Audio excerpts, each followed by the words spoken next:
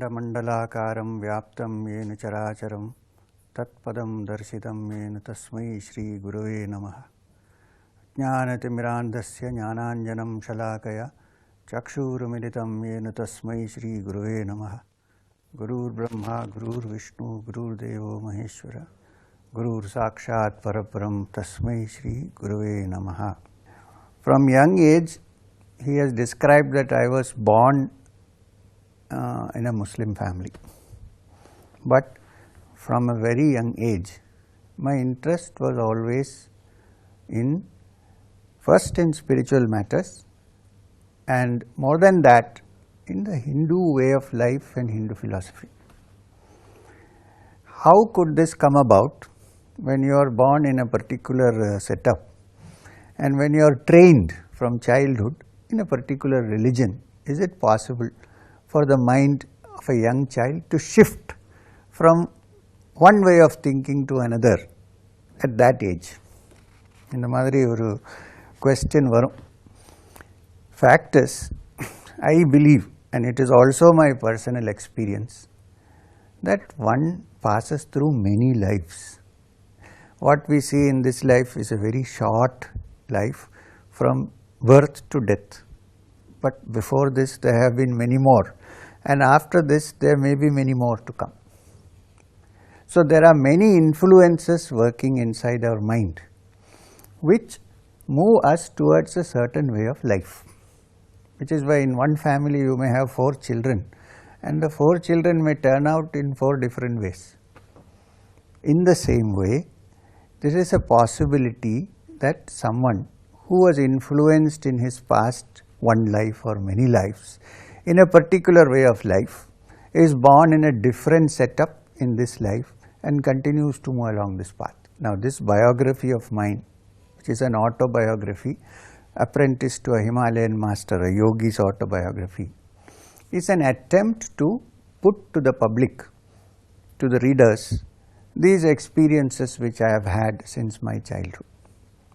Some of them even cover a little bit of what is before this life, which people may believe or may not believe. That is not the intention is to make one understand what I have experienced in my life from childhood to now. I am 63 years old now. This is the whole thing. Now, it is also an attempt to show that one can also live a normal life, so-called normal life. You may not be absolutely normal. Have a family, have your children, do your work, earn your living, and still be spiritually inclined. There is no bar on this, provided we are a little careful in what we do and how we live. Now, there must be a basic starting point for all this. It has to be somewhere where I really began to see something different. And that point, I would say, first of all, I must say that what is the truth from this philosophical and religious point of view, spiritual point of view, cannot actually be expressed in words. And when we express something in words, actually it cannot be the absolute truth, because truth cannot be put into any language or any words. So we can only describe our lives and how we are connected to that truth. We cannot actually describe the truth because it is not possible to do so humanly. So what I am trying to start with now is the first point, which you might call the first impulse, which prompted me to move in this direction of understanding the spiritual truths. Why understanding the spiritual truths? Going from the southern end of India, which is in Kerala, in Thiruvananthapuram, go straight up to the Himalayas at the age of 19.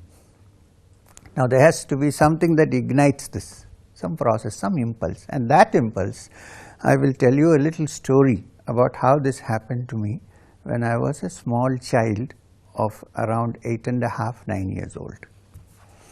Now, as already I told you, my parents belonged to the Islamic religion. They were not orthodox, but they followed generally the principles. And I was the eldest son among 3. And among 3 children, and therefore they had great hopes that I would also take up some kind of a business career and make money as they did. So we were financially quite well off when I was a child, and this was in Trivandrum, which is the capital of Kerala. Although I was born and brought up in Kerala, we used to speak Urdu at home because we do not originally belong to Kerala, but we are 100 years ago settlers to Kerala from the north. Now, behind our house in Trivandrum, which many of our friends have seen, the house, there was a very big backyard, the garden. And in that backyard, there was a jackfruit tree, big jackfruit tree. Tamil என்ன சொல்லுவாங்க அது jackfruit, panaskkai, something like that. Okay. Under the jackfruit tree one evening, when I was playing and when everybody else had gone home, it must have been around 6 o'clock, 6:15 in the evening, I saw under the jackfruit tree, which is in the last end of the garden, somebody standing. Now, there was nobody there before, but then when I turned and looked, the person was standing there again. I looked from far. He was a tall man, very fair, bare-bodied, except for a small cloth around the waist, and long hair which was matted and kept like a crown on the head. And he was wearing some beads in his neck, which now I know were the Rudraksha beads, but then I did not know. I have never seen Rudraksha in my life at that age. And he had a water pot in his hand, which now I identify as a kamandalu. So I looked back and he waved his hand in a gesture saying, "Come forward." Normal reaction is at this time to be afraid and not go, because there is a stranger standing there, we don't know where he has come from. But I moved forward, and as I approached him close by and stood looking at him, I think I was quite stunned, because I was just looking at him and wondering, who is this man, because the eyes were extraordinarily bright and large. He gestured for me to go closer, so I went closer. He put his hand on my head and said in Hindi, "When the time comes, everything will be all right." That's the only sentence uttered. "Jab samay hoga, sab theek ho jayega." Now, because we speak Urdu at home, I understood exactly what he said. And then I stood rooted to the spot looking at this person. After some, I don't know, maybe few seconds, he told me, "Wapas jao, go back." So, like a robot, I turned and went back towards the house. Now, the last door at the back of the garden is the kitchen door. So, I came up to the kitchen door and I turned round to see if there was anybody under the jackfruit tree. There was nobody under the jackfruit tree. I am not saying that I saw him disappear, but when I turned and looked, there was nobody there. Now, I went into the kitchen and I remember that my mother was cooking something. Now, what happens when a boy of 9 sees something extraordinary? He has to tell somebody. So, my mother is the nearest person I can talk to. So, I went to my mother and I wanted to tell her that I saw somebody standing under the jackfruit tree and he has blessed me. But every time I tried to say this to her, I could not speak. My throat used to get jammed. My tongue used to get stuck. So I decided maybe this is not something which we should discuss. I tried it a few times, but it never worked. But something extraordinary happened to me after that time. And that was, every night when I went to sleep, around midnight, I would be woken up from my sleep. Not by anybody, but I used to just wake up. And then we used to all sleep in one room. My father, my mother, we all used to sleep in one room those days. So I had to get up quietly and sit without disturbing anybody. So I used to get up, sit quietly on the bed, sometimes lie down on the bed because I didn't want anybody to see what was happening. And there was a very blissful, happy feeling in the heart center somewhere here, and a kind of silvery light of something rotating. Nobody had taught me anything about this before. So I used to lie down, close my eyes, put both my hands on that area, in that area, and just allow myself to see that light. Sometimes the light would go and I would see those beautiful eyes of the person I saw under the jackfruit tree. Sometimes the eyes would melt away and there would be only this beautiful light which spread throughout the body, and one would feel very, very happy and blissful. This experience continued every night for several years. Apart from that, during this time, I used to have several other experiences about which, even though I have written the autobiography, I don't think it's a good idea to discuss. We'll keep it for the future. Anyway, so this continued. Now, after this, all the books and all the knowledge that is required to walk on the spiritual journey began to unfold itself to me in different ways. Like, if I used to go to the library, you must remember that by now I was growing up. This happened when I was 9, then I was 10, 11. As I grew up, I started visiting the library, and there somebody would say, "Oh, this book is good for you, read it." I would get books by complete works of Swami Vivekananda at the age of 11 and 12. It's not easy to read Vivekananda, but since I was educated in the English medium, reading English was not a problem for me, and we went to the best schools and I had the best teachers. Still, some things I read and understood, some things I did not. But what I am trying to say is that all the knowledge that is required began to come in mysterious ways. Somebody giving you a book, or you go to the library and you're searching for a book and some book falls from the top and falls in your hands. We cannot explain this. Then I also started meeting people who were highly spiritual and who were in that locality. My first experience of seeing a spiritual person was that one day I was standing in my house when I was maybe 11 years old, wearing shorts and bare-bodied, and from the road I heard some sound of bhajan kirtan. Somebody is playing drums and there is a sound of cymbals. And I was curious, so I went and looked and I saw that a group of people were playing drums and playing cymbals, and there was one man walking in front wearing only a kaupin, a small kaupin, covering his private parts, a fair looking tall man, and his eyes were closed. He was walking, but there were tears coming down his eyes, and he seems to be smiling. This was the first thing I saw.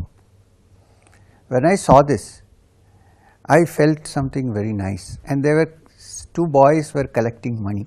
So I ran inside, took some money which was lying there and brought it and gave it to him. Late, and I saw the neighbors coming out and washing the feet of this gentleman who was walking in front. Later on I came to know that it was someone called Swami Abhedananda, who had an ashram not far from our house in the fort. And when I was in college, I used to visit him frequently and have long chats with him many, many times. This was the first experience. And this continued. Wherever there was a holy man nearby, somehow or the other I would be exposed to that person. This included Hindus, Muslims. There were some Muslim saint. There was a Muslim saint who lived close by whom I used to go and visit. You might say Muslim saint meaning a Sufi saint, like a dargah. When you go to a dargah, it's not a mosque, it's not a place where you do your prayers. It is a tomb of a great saint. That's called a dargah. A place where people worship is called masjid. But generally both are kept together so that people can go down and then come and worship. And so it continued till the age of 19, when I decided to quit and go off to the Himalayas one fine day. So as I was saying, extraordinary people, whoever came to the neighborhood, I would somehow get an opportunity to meet them. Now I was a little weak in mathematics, so there was a group, a family living near our house, where there was Mr. Ramaswamy, who was actually an accountant in the Accountant General's office. And my friend Marthanda Pillai was his nephew.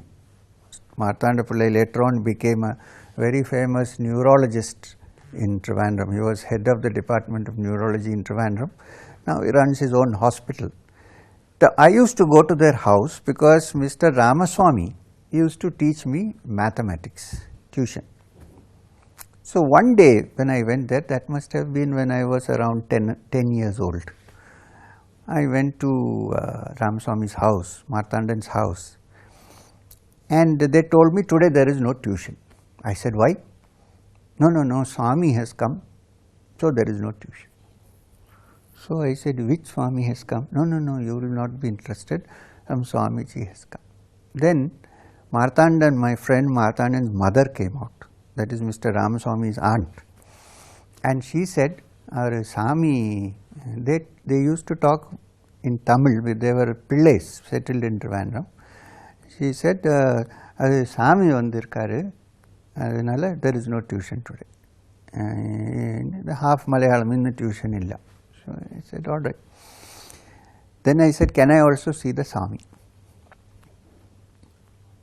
She said, I will have to find out, you stand here. So she went inside. It was a small house with little doors, old model house. She went inside, and after some time she came out and she said, come inside. So I go inside. There is a small drawing room, very small. In that there is one chair in the middle. On that chair somebody is sitting. Agarbattis are lit and some people are standing around like this. And there is a man sitting in front. Now normally if you see a Swami, you will think somebody with kashaya, vastra or some matted, nothing. Hair short cut, like a summer crop, white hair, well built, clean shaved, slack shirt up to here, white slack shirt, nicely ironed, white dhoti and one white cloth tied like a cross belt. Individual sitting there. They have put a small footstool to put his legs on. So he saw me. They must have told who I was. So he very lovingly said, Malayalam, come here. So I went, come here, sit down. So I sat down.